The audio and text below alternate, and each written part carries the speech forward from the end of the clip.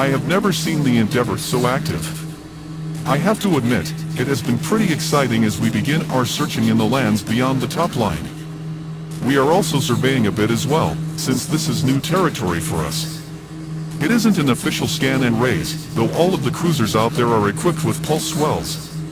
So, if we come across an area that is different or contains a feature that is unexpected, we might drop and do some initial relief work, but we're generally just marking the sites for potential future exploration.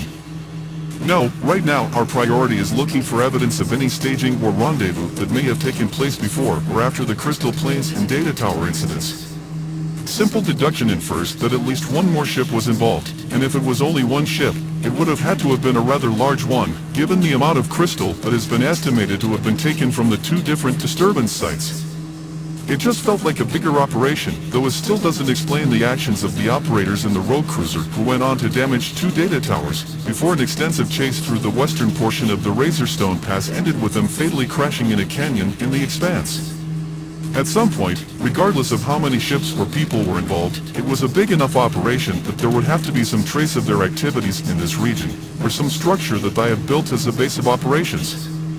It was just too far away from anything not to require some kind of remote location of support or staging. The trick was finding it, especially if it was just light landing or regrouping, which I suspected would be the case.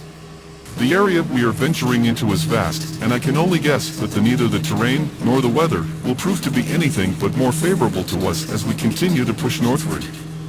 The operation itself is very active. We are moving the Endeavour back and forth between floating points with two different sets of scouts and jumpers, each executing full drift and weave sweeps.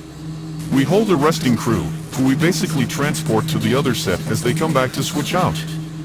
With 3 crews covering 2 sets of cruisers, all of the operators involved are working on very short rest, as they only have about 10 parts before they are back out on another 20-part run.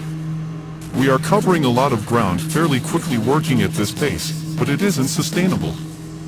I gave it about 2D spins before people would likely start to lose their edge, at which point, we'd scale back to something more reasonable, but still more robust than normal, given our additional roster of operators.